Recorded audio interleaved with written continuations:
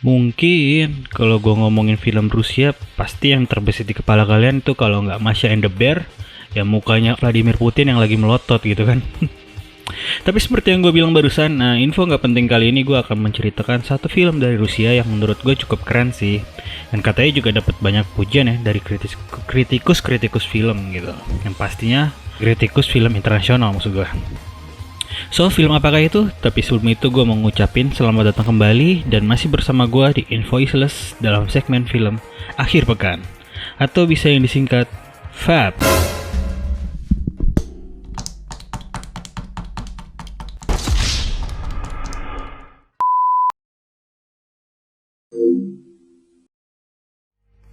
Dan nama film kali ini yang ingin gue bawakan adalah judulnya Why Don't You Just Die. Itu versi judul bahasa Inggrisnya ya. Yang artinya kalau diterjemahkan ke dalam bahasa Indonesia, artinya tuh kenapa nggak mati-mati sih lo? Yang kalau dalam bahasa Jawanya itu artinya die hard gitu. Dan bahasa kulonnya itu matine engel. Kok matine engel? Matine angel maksudnya. Nah, film ini berjudul aslinya Papas Dokny, bahasa Rusianya ya kenapa Dokny ini gue nggak tahu nih, Sodokny gue nggak tahu pronounce-nya, ya pokoknya begitulah.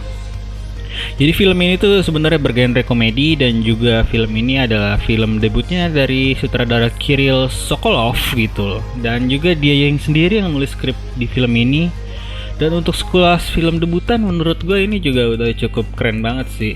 Tapi sayangnya kurang terekspos ya karena dari Europe gitu loh. Kan biasanya kita dapat influence marketing pasar Hollywood tuh gede banget.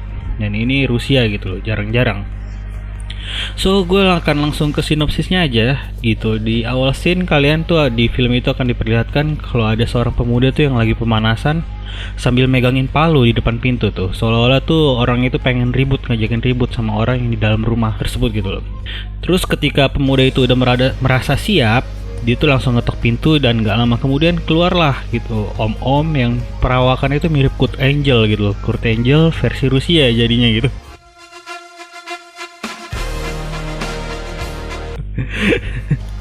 Dan diketahui nama pemuda itu adalah Matiev. Terus dia ngaku kalau dia adalah pacarnya dari anak om-om yang mirip Kurt Angel tersebut. Dan terus mereka tuh berdua masuk ke dalam rumah di apartemen tersebut. Lalu scene dilanjutkan dengan diperlihatkan kalau om-om itu sedang sarapan dan si Matiev itu, pemuda tadi itu duduk tepat di depannya, jadi hadap-hadapan. Terus singkat cerita tuh mengetahui si Matiev bertingkah aneh dan tiba-tiba bawa palu itu, palunya jatuh ketahuan sama om-om itu. Jadi si om-om itu nyuruh istrinya buat pergi. Terus nggak lama dari itu terjadilah pertarungan tuh antara Kurt Angel versi Rusia dan Matiev. Terus singkatnya yang menang adalah Om Kurt Angel ini. Dan Matiev tuh kalah terus pingsan dan tiba-tiba dia terborgol di dalam kamar mandi dari rumah om-om Kurt Angel tersebut. Lalu ternyata diketahui kalau si Kurt Angel itu sebelumnya juga pas bincang-bincang sebelum berkelahi, dia mengaku kalau dia adalah seorang detektif dari kepolisian Rusia di kotanya. Jadi kalau kenapa dia bisa menang ya pantas aja ya, dia juga punya background detektif gitu, seorang kepolisian. Dan jujur gue dari scene tadi sampai bahkan ke pertengahan film tuh gue masih gak ngedapetin yang namanya komedi. Padahal film ini genrenya komedi. Karena sampai sejauh ini tuh yang gue dapetin cuma adegan-adegan kekerasan. Dan pas dia diborgol itu, si Matiev diborgol tuh ada yang namanya penyiksaan gitu, dari dipukul, terus kaki dibor, darah ngegumpal keluar dari mulutnya, kaki dibor, darah kemana-mana muncrat, pala kebanting, tangan patah, kaki dibor, dan kaki dibor, dan lah. Gue nggak kuat tuh sama yang namanya film gore, tapi tetap gue tonton emang bang. Terus nggak lama dari adegan penyiksaan tadi itu diperlihatkan sebuah chapter baru dengan cerita latar belakang si Matiev dan pacarnya yang berarti anaknya Om Kurt Angel itu. Dan pacarnya itu bernama Olia. Jadi si Olia ini memohon ke Matiev singkat cerita buat ngebunuh bapaknya karena alasannya si Olia itu mengalami trauma. Karena sewaktu kecil dulu dia tuh sering dilecehin sama bapaknya sendiri. Nah inilah yang jadi alasan melatari cerita di awal tadi kenapa si Matiev ingin ngebunuh Om Kurt Angel. Lalu Shin kembali ke rumah awal tadi gitu, dan singkat cerita tuh Matev bisa lolos dari borgol ya dengan cara mematahkan tangannya sendiri. Tapi biarpun begitu dia tetap aja masih kalah sama Kurt Angel. Dan Kurt Angel itu walaupun udah melumpuhkannya, tetap Kurt Angel ini nggak mau ngebunuh si Matev karena dia nggak tahu alasan Matev sebenarnya kenapa Matev ingin ngebunuh Kurt Angel. Jadi Kurt Angel singkat cerita tuh nanya-nanya, dan pada akhirnya Matev yang udah lelah itu dia ngaku kalau dia ingin balas dendam atas nama Olia karena alasan yang tadi gue ceritain. Dan akhirnya mereka semua nelpon Olia gitu untuk mengklarifikasi, dan si Olia mengatakan kalau semua yang dikatakan Matev itu nggak benar, dan bahkan Olia itu mengaku kalau dia nggak kenal dengan yang namanya Matev. Dengar pengakuan Olia itu, si Om Kurt Angel itu nggak langsung mikir 2 kali buat ngebunuh Matev, dan akhirnya Matev pun sampai gak bergerak. Tapi karena ada banyak bekas penyiksaan di badan Matev karena hasil interogasi sebelum-sebelumnya gitu, si Om Kurt Angel ini nggak mau ngelibatin kepolisian atas penyerangan ke rumahnya, karena itu bisa menimbulkan kecurigaan dan juga reputasi Om Kurt Angel ini sebagai detektif yang senior di kotanya. Jadi Om Kurt Angel tuh langsung menelpon seseorang yang katanya bisa ngebantuin dia ngeberesin kekacauan ini. Dan scene pun berganti ke chapter selanjutnya dengan sudut pandang dari seorang detektif yang bernama Yeknevich. Dan ternyata kalau diketahui kalau Yeknevich itu adalah partner di kepolisian dan sekaligus sahabat kecilnya Om Kurt Angel. Jadi di sini itu mereka lagi ngerjain kasus pembunuhan berantai yang sadis ya. Kalau kalian lihat scene-nya itu gue juga nggak kuat gitu loh. Pokoknya gore banget. Dan tersangkanya ini dari pembunuhan berantai ini melibatkan anak sugih gitu, atau anak dari keluarga yang kaya. Mengetahui fakta tersebut, akhirnya Yeknevich itu ingin melakukan tindakan korupsi KKN gitu, dengan cara memeras keluarga tersangka supaya membayar dengan sejumlah uang tertentu supaya anak keluarga itu bisa terbebas dari dakwaan. Ya sebenarnya nanti bakal dikasih tahu sih kenapa Yeknevich ini ngelakuin hal itu. Karena dia sebenarnya kepepet karena dia butuh duit banget untuk biaya istrinya yang lagi sekarat karena menderita kanker. Jadi di akhir kasus tersebut Yeknevich itu ditipu sama sahabatnya sendiri, si Om Kurt Angel ini, di mana uang perasan dari keluarga kaya tersebut itu diembat semuanya sama si Om Kurt Angel ini. Dan si Yeknevich itu kesel, dan singkat cerita Shin pun balik ke rumah di awal tadi. Dan ternyata kalau kalian mengikuti cerita gue, yang ditelepon Kurt Angel itu adalah si Yeknevich. Dan singkat cerita ternyata si Matev nyata dia masih belum mati gitu. Dan akhirnya dia mengatakan kalau tadi saat ribut dengan Om Kurt Angel di awal tadi itu Matev sempat ngelihat ada banyak uang yang disembunyiin. Dan singkat cerita akhirnya tuh si Kurt Angel mengakui kalau dia emang udah berkhianat dan selama ini udah menipu Yeknevich kalau uang pemerasan yang dulu diembat semua dan masih tersisa beberapa, dan sisanya itu masih banyak. Dan Yeknevich malah naik pitam to the max gitu loh, karena merasa udah dihianatin gitu sama orang yang dia percayai, dan langsung nyerang Kurt Angel. Tapi dengan begitu masih aja tetap berakhir dengan kekalahan pada Yeknevich sendiri, dan diakhiri dengan ditembak tuh perutnya pakai shotgun dari jarak dekat sama Om Kurt Angel ya. Lagi-lagi lah, ini adegan gore banget ya, perut hancur banget. Dan gak berapa lama kemudian cerita dilanjutkan dengan kedatangan Olia, anaknya Om Kurt Angel yang tadi ditelepon gitu untuk mengklarifikasi, dan scene flashback muncul. Dan singkat cerita dari adegan flashback yang muncul, ternyata Olia tuh pernah meminta support untuk masalah keuangan ke bapaknya, tapi tuh gak dikasih ya, bapaknya itu pelit. Padahal Olia tuh tahu kalau bapaknya lagi nyimpan uang banyak. Nah uang yang banyak itu tuh sebenarnya uang hasil korupsi tadi gitu yang diembat. Jadi karena alasan itulah dia merencanakan pembunuhan, tapi dia nggak mau mengotori tangannya, jadi melibatkan pacarnya yang bernama Matev itu. Jadi di sini tuh Matev tuh innocent ya, sebenarnya nggak tahu apa-apa gitu. Dan setelah semua garis merah tersambung gitu, terhubung, akhirnya tuh Olia dan Om Kurt Angel ini membuat kesepakatan kalau misalnya Olia ngebantu beresin kekacauan yang sekarang ini lagi terjadi gitu, nah si Om Kurt Angel ini bakal ngasih sebagian uang yang masih tersisa. Dan akhirnya tuh aliansi antara bapak dan anak terbentuk ya.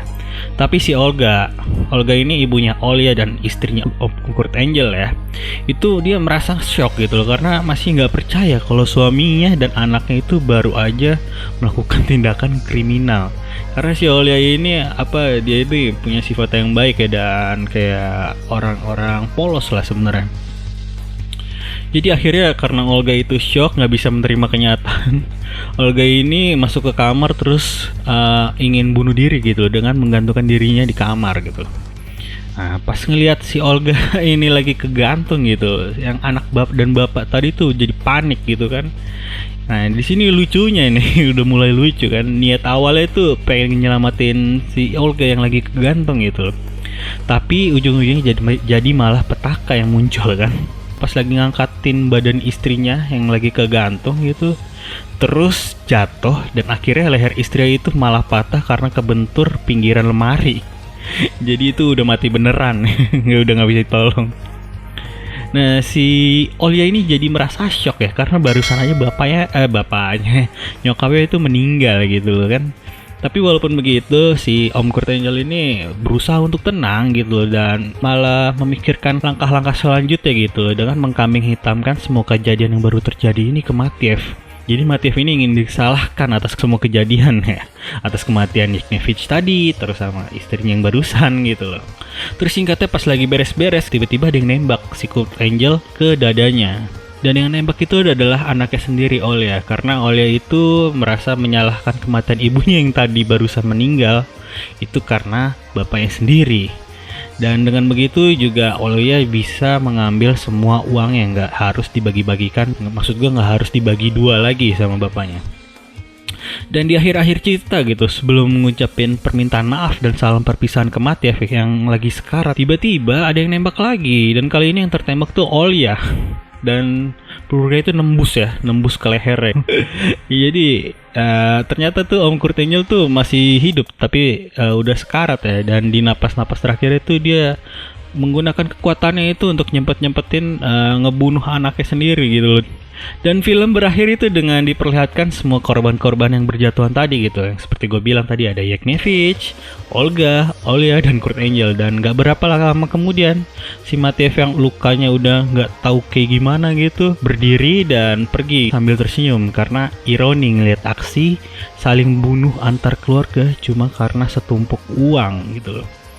Ya, pada akhirnya meskipun film ini sadis tapi masih terkandung amanat kan yang disampaikan dan juga dengan komedi. Walaupun gue bilang tadi sadis dan gore, gue tuh nggak kuat banget.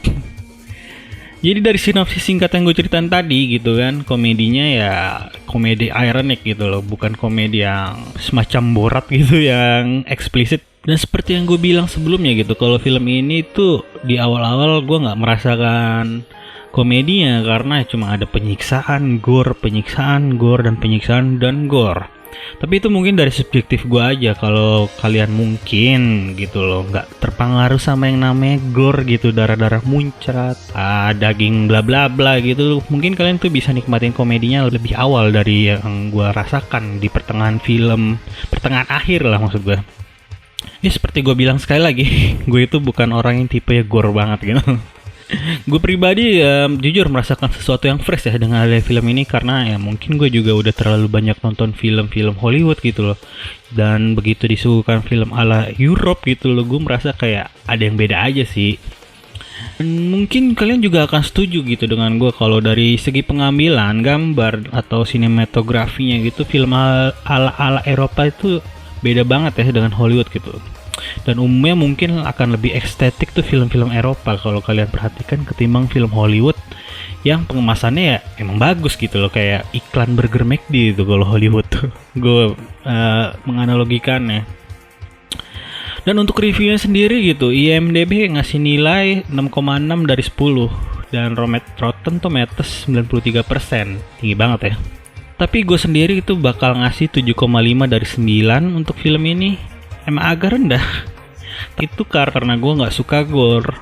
Tapi kalau kalian bertanya-tanya kenapa lu masih tonton filmnya gitu loh, kalau nggak suka gore, karena gue suka komedinya, itu aja gitu loh.